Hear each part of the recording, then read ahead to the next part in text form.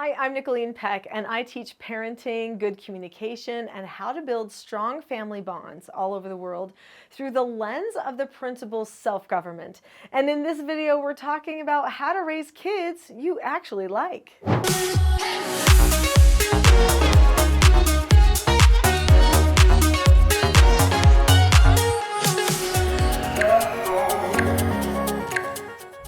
In this video, we're going to be talking about why we might not like our kids sometimes, or it feels like we're going in that direction, and what we can do to change that, how we can make our home environments thrive.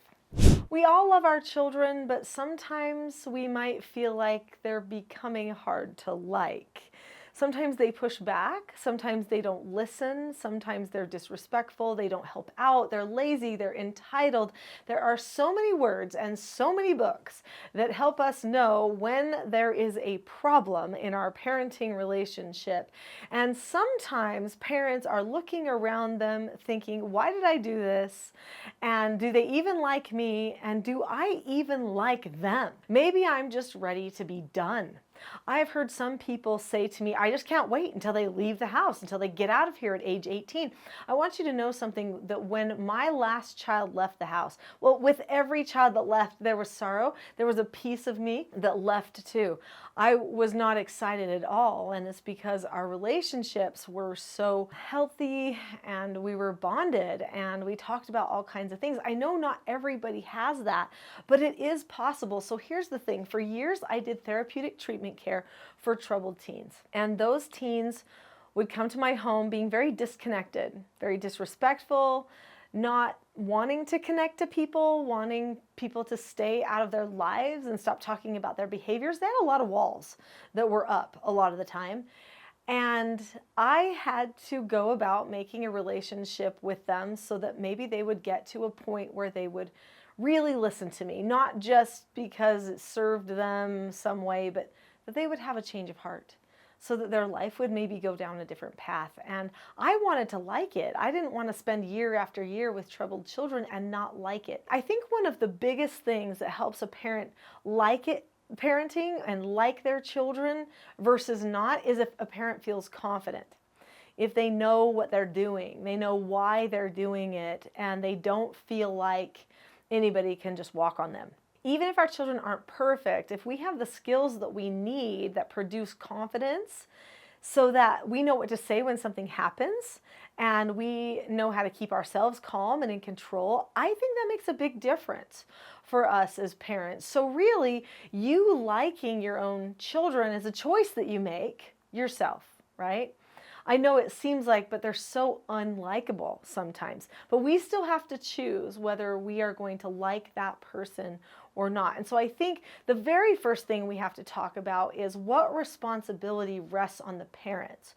So I think we'll spend some time discussing that, what parents can do to get their mindset, their hearts in a place where they can like somebody who's not likable, but then what we can do to help our children be more likable too. So condition of heart is big. The condition of the heart of the parent sets the tone for the whole environment of teaching for the children. That relationship is so important. It's never worth sacrificing a relationship just to hammer some teaching in. Obviously, parents should always be doing teaching, and we don't not teach our children, but I think some people are willing to sacrifice their relationships just because they want to make their children do certain things. When I hear somebody say something like, how do I actually like my kid? It says to me, okay, what's going on the inside of you? Let's talk about that first, because you must be in a battle zone, at least in your own heart, if it's not really happening in your home. And that's important to recognize. If you feel like you are battling the children all the time, that every day is World War III, or you have a mutiny on your ship, your family ship, and you don't know how to handle it, and so you're scrambling for a little bit of control, then yeah, it's going to feel hard. It's going to feel heavy. You could start not liking it really soon. I do think that modern parents, and I mean, I am a modern parent, right? My baby just barely launched from the nest. So now I'm mostly just grandma instead of mom too. But parents that I'll say are a little younger than me have been raised in a different environment, a more instant gratification environment, an environment that has less to do with endurance, less to do with work, because you don't have to do as much. It's like pay at the pump. Everything is convenience oriented in our society. And so I think that there is this idea that parenting should not inconvenience me, that I should be able to have my child and be able to have my life the way that I want to have it. And that means that the person has been trained not to sacrifice for the role of parenting, not to sacrifice for the children. So I want you to look yourself in the mirror and say, have I been trained to think that?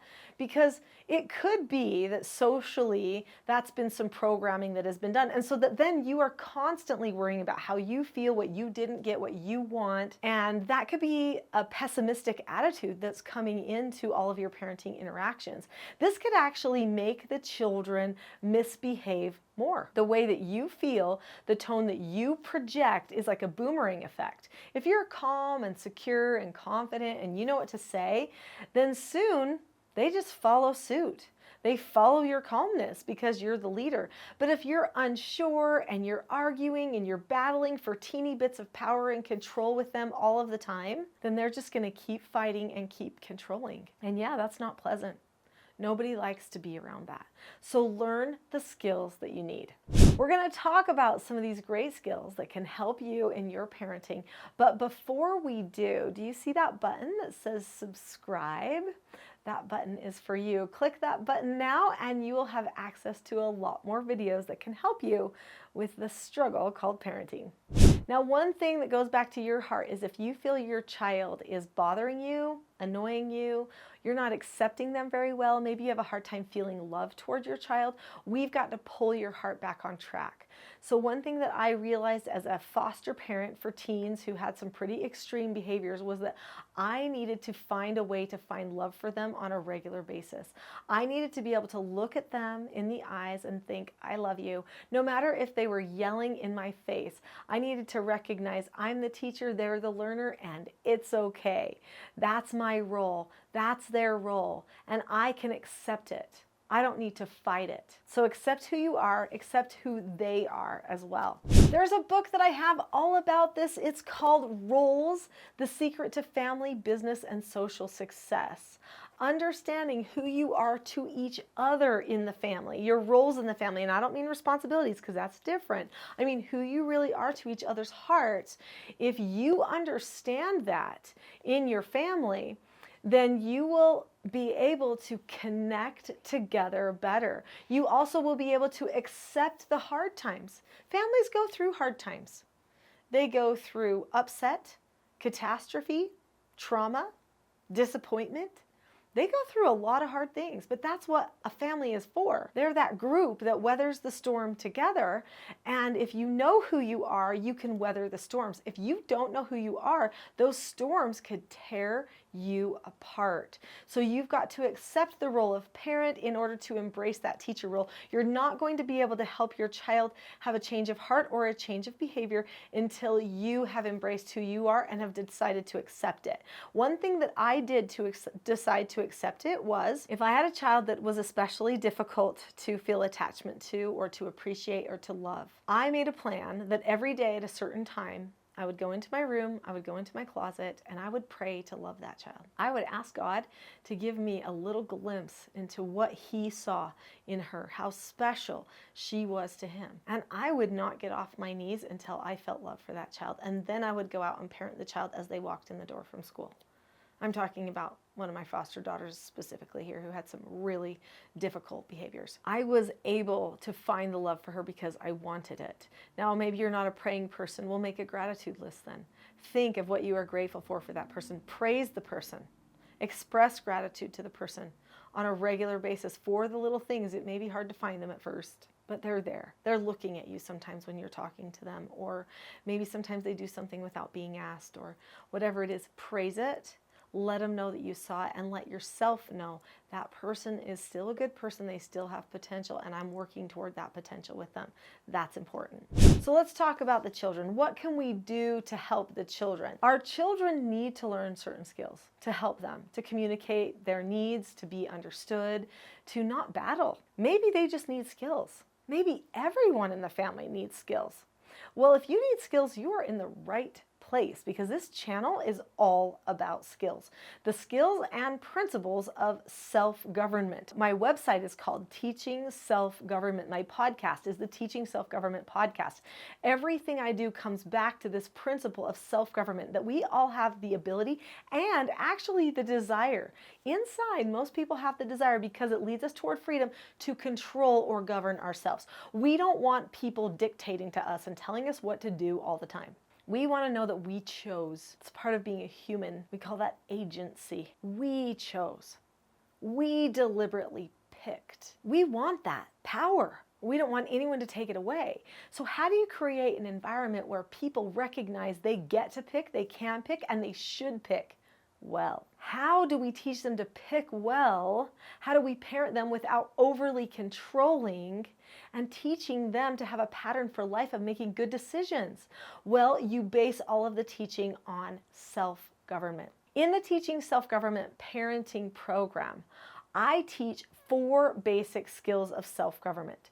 Those 4 basic skills that children can learn are how to follow instructions, accept no answers and criticism, accept consequences, and disagree appropriately. There's also 5 teaching styles that I teach parents so that they can instruct and correct their children, motivate their children to want to control themselves. Before a person learns self-government, they usually have to be trained to govern themselves because someone else is in charge. This is where parents come in. Parents are the trainers. They're the teachers.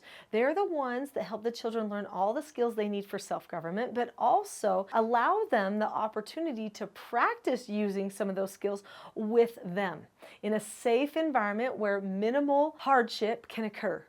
Within the family, they are mostly protected. So what are some of the key things that parents do? Well, they're consistent and they're calm. They do consistent corrections. They pre-teach things ahead of time. They make sure that their feedback doesn't just include correction, but that it also includes praising. So the children get to learn cause and effect. You can't learn self-government without understanding cause and effect. The way that you feel during the teaching is probably the most important part. That calmness is key. In fact, I want to give you a free gift. Since you have stayed to the end of this video, I want to share with you my Calm Parenting Toolkit. It's an introductory toolkit. It is not a full course on teaching full self-government, all the principles and skills, but it will focus on the one skill of calmness, how you can learn it and better apply it, and how your children can too.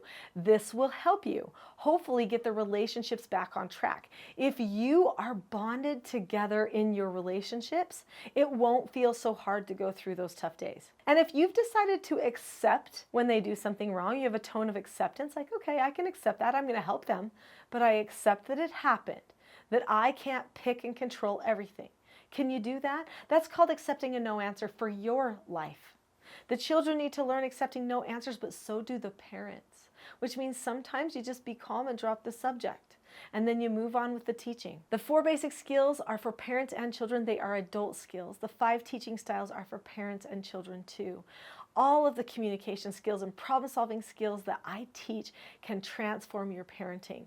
You can find out so much more about those things at teachingselfgovernment.com, but right now on my website, there is a Calm Parenting Toolkit, and you can have it for free.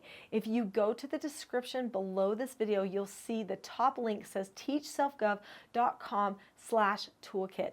Click on that link and get the Calm Parenting Toolkit for free.